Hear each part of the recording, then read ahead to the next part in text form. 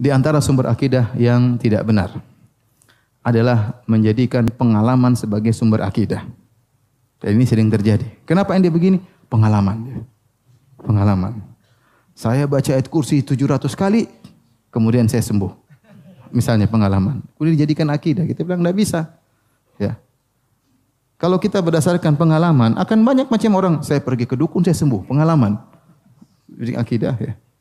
Tidak bisa dijadikan pengalaman sebagai akidah. Jangankan demikian. Kenapa dahulu orang-orang musyrikin betah beribadah meminta kepada berhala-berhala?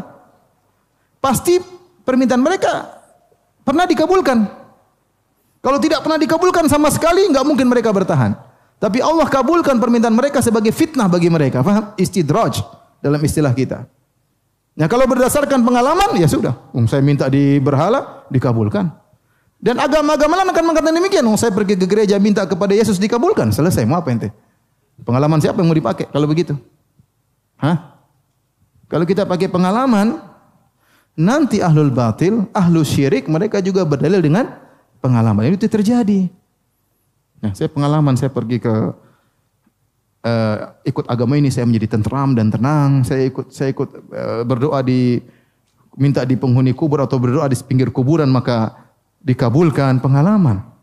Ya akhi, banyak orang pengalaman tidak seperti ente juga dikabulkan oleh Allah Subhanahu wa taala. Banyak, ya. Banyak. Oleh karenanya tidak boleh menjadikan pengalaman sebagai sumber akidah. Karena sesuatu terjadi terkadang istidraj. Contoh seorang terkadang dia melakukan suatu bid'ah, misalnya dia baca ayat kursi 700 kali kemudian dia berdoa terus dikabulkan. Bisa jadi bukan karena 700 ayat kursinya ya, dengan jumlah 700 tertentu, tapi karena benar hatinya sangat berharap kepada Allah, Allah kabulkan. Paham? Atau Allah kabulkan karena istidraj, kita enggak tahu. Terlalu banyak kemungkinan. Ya, terlalu banyak kemungkinan. Tetapi memastikan baca ayat kursi 700 kali akan begini. Dalilnya apa? Pengalaman, repot kalau begitu. Repot. Maka ini akan berkembang. Dan namanya pengalaman tiada berhentinya, ya. Akhirnya orang-orang ahlul batil, ahlul syirik juga mereka punya pengalaman-pengalaman sendiri. Kalau begitu caranya kita tahu bahwasanya akidah tidak mungkin diambil dari pengalaman.